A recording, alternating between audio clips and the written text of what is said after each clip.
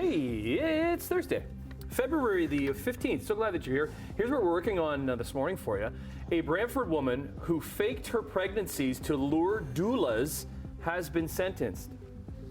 The Kansas City Chiefs Super Bowl celebration becomes the latest backdrop for a mass shooting. And a new poll shows nearly 1/3 of U.S. Republicans believe Taylor Swift is part of a covert government effort. So exciting.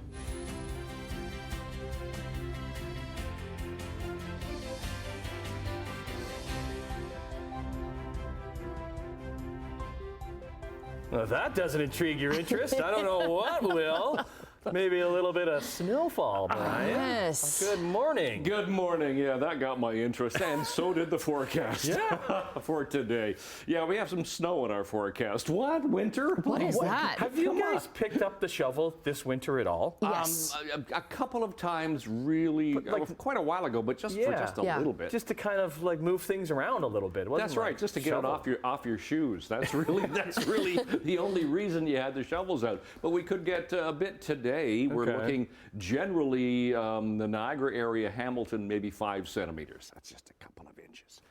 Did I say inches? Oh dear. And then, but maybe more for Peel into Toronto, could be 10 centimeters. Traveling to the north to the Bruce Peninsula, possibly 15 centimeters. So a little bit more snow there.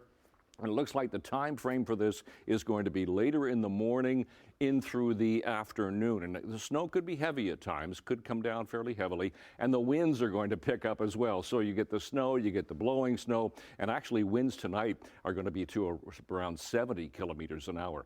But we'll hit the plus side for the day today, but just +1 will be the high for the day today with that snow settling in. So be prepared for that later on. Nothing this morning, nothing going on in traffic. Looks good here at the 403 and Waterdown Road. So not a lot to see right there, and generally not a lot to see on our MTO traffic cameras either.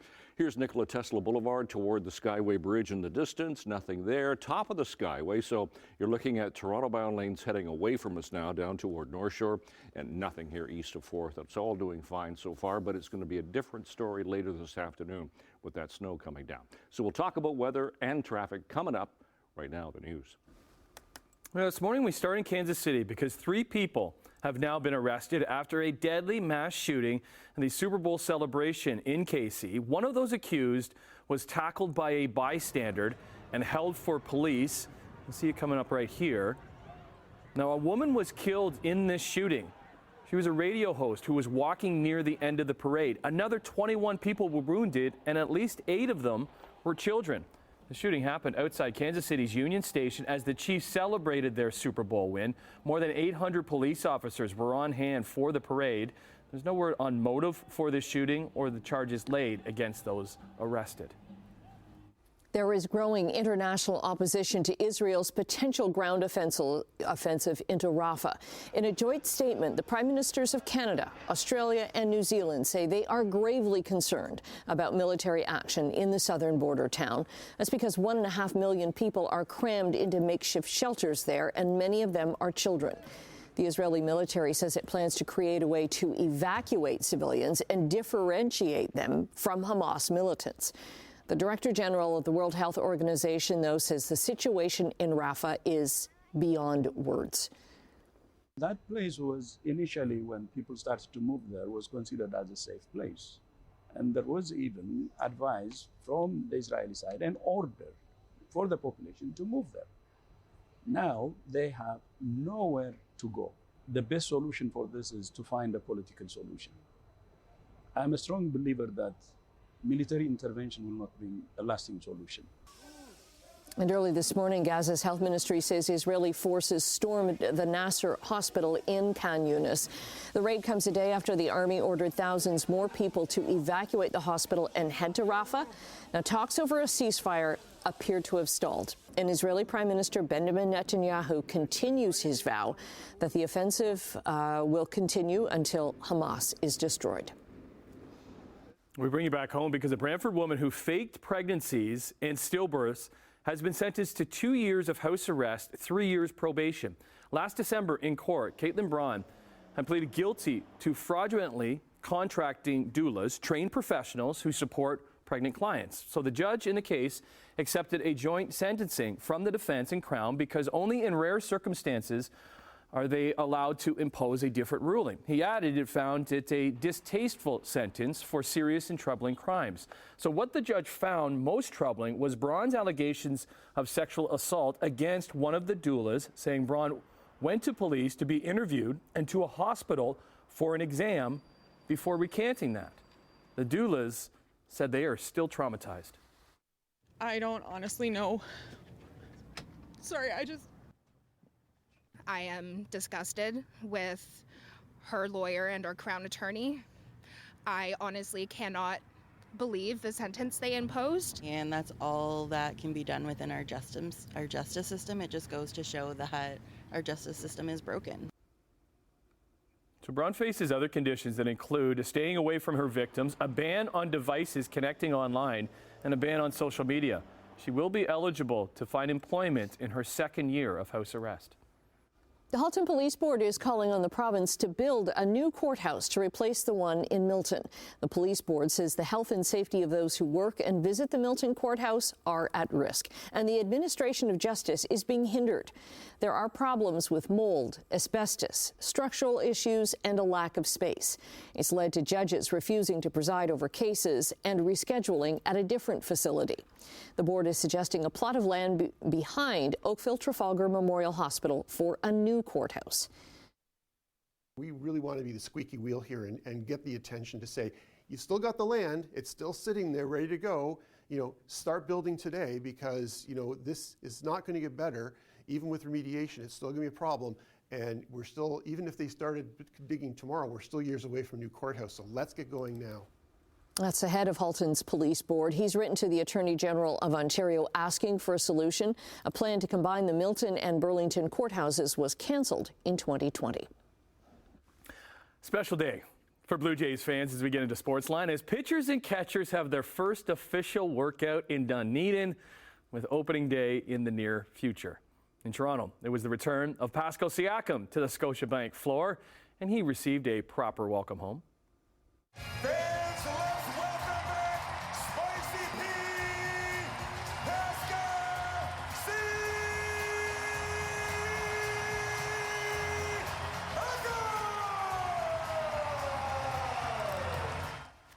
Yeah, Siakam, who was traded to Indiana last month, had a well-deserved ovation after playing first 8 seasons of his career with the Dinos and helping them to a title in 2019. He wrote about not seeing his jersey in the stands for the first couple of years when he played there, but they were plenty around the bank last night after a slow first half. Number 43 scored 15 of his team-high 23 points in the second to pace the Pacers to a tight 127-125 win over the Raps. Solid effort by Scotty Barnes, who had a game-high 29 points after an off game on Monday. But the Raps did lose a third straight game and 8 of 11 since trading Spicy P. They don't play again until next Thursday because of the All-Star break.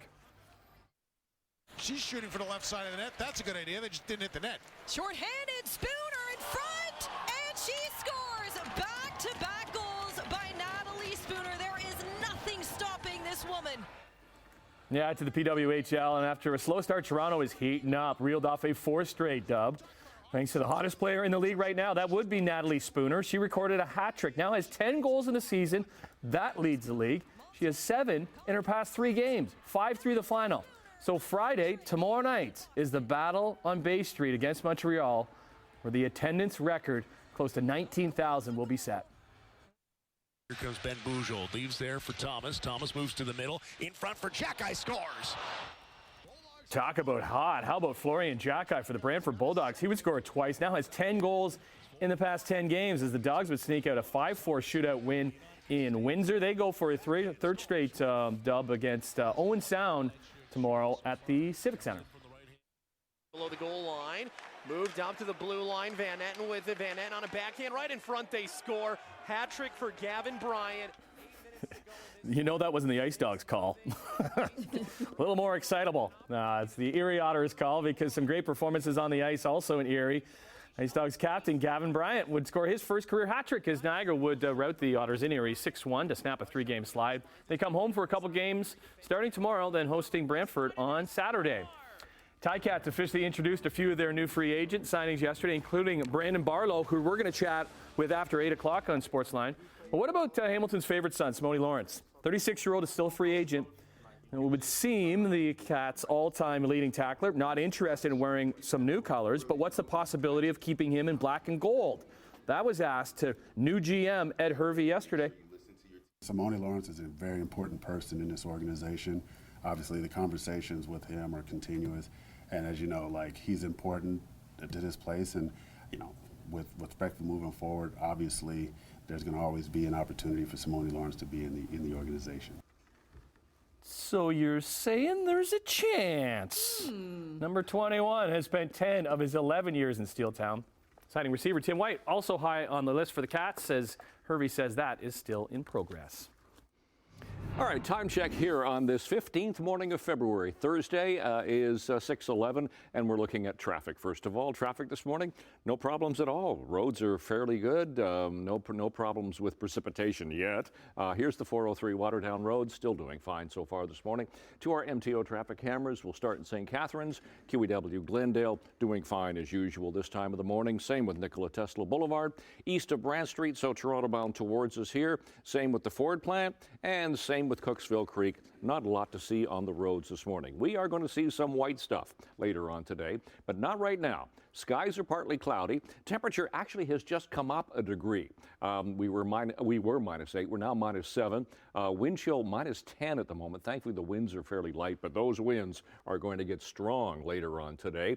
So for school today, yeah, we are looking for some snow. That's going to be later on this morning into the afternoon. 5 centimeters generally, but 10, a little bit more for the Toronto Peel area, but a +1 high for the day today. So we're watching, this is our future view. You can see the area of snow right now is the blue, and that's going to be pushing its way towards us. There, you can see it crossing us later on today. Quick blast, but it could be heavy at times as the next low pressure system crosses us, brings us that precipitation for the day, and then flurries are going to stick around overnight and during the day tomorrow. We'll miss that one, thankfully, as it goes up the East Coast on Saturday. Temperatures today.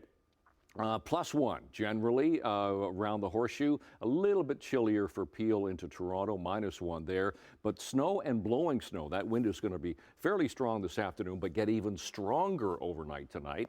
5 centimeters generally, 10 more, a bit more for Toronto. -4 to -3, so not quite as chilly, but still some flurries overnight. And then tomorrow, temperatures about +1 for Niagara, a bit of sunshine, but -1 and -2 for the rest of the Horseshoe. We're looking at some flurries on and off throughout the day tomorrow. So out the door this morning, 15th of February, no snow yet, still off to the west. It's partly cloudy. It's cold, -7, wind chill about -10 right now. Long range coming up. Annette, Tim. Okay, thank you. There is Emily Vukovic. Hello. Good morning. Coming up, Taylor Swift. She's involved in a big conspiracy theory. We will discuss those details.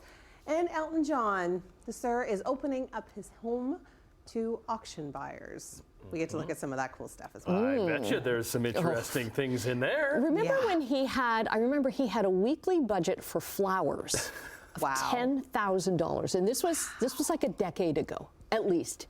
$10,000 for flowers. I do love flowers. What does $10,000 get you? A lot. A lot. Like a full florist shop. We'll see in a little bit over at the couch, yeah. Coming up after the break, so Canada's thermal coal exports are way up, while another energy industry grapples with where to put their waste. Business in 2. Coming up on 6:16 on your Thursday, here's some numbers for you. Canadian dollar is up 3 basis points this morning, sitting at 73.87 cents US. Gold up $4.50, 20.0880. Crude oil up 54 cents, 75.82 a barrel. Off to Europe. Hey, Europe. Markets are down in London, but up in Frankfurt and Paris. In Asia, the markets were up in Tokyo and Shanghai and are still closed in Hong Kong. In North America, the TSX gained 304 points, the Dow was up 152, and the NASDAQ gained 204, so kind of erasing some of those big losses from the day before. All right, glad you're here. It is February the 15th. Let's continue with some business news. In Canadian exports, the type of coal that's used to make electricity hit an 8-year high in 2022. That's even though the Liberals have pledged to work on banning exports completely by the end of the decade. The Liberals made the promise during the 2021 election campaign. In the year that followed, Canada exported more than 8 million tons of domestically produced thermal coal, a 60% increase over 2021. NDP environmental critic Laurel Collins says those numbers are, quote, shocking. She introduced a private member's bill yesterday to ban thermal coal exports. First Nations leaders are calling on the federal government to oppose a nuclear waste disposal site near the Ottawa River that they say threatens drinking water and also threatens their rights. Thank you to the Kabawak First Nation and others who have brought before the court a judicial challenge to the decision of the Canadian Nuclear Safety Commission to rubber stamp, yet again, a request to put nuclear waste too close to a river. That's Elizabeth May, the Green Party leader of Canada. Last month, a federal regulator had approved a proposal from Canadian Nuclear Laboratories to build a near-surface disposal facility for nuclear waste that's very close to Chalk River, Ontario. Kabawik First Nation says the federal government breached its duty by not getting consent for the project. And the Assembly of First Nations warns that it could take the federal government to court over a proposed privacy and artificial intelligence bill. And a former tech executive is calling that bill anti-democratic. One of the founders of BlackBerry, Jim Balsillie, told MPs studying the bill that he considers the legislation to be anti-democratic because the government didn't do any public consultations and it relied too heavily on feedback just from industry. Indigenous leaders say that First Nations weren't consulted at all.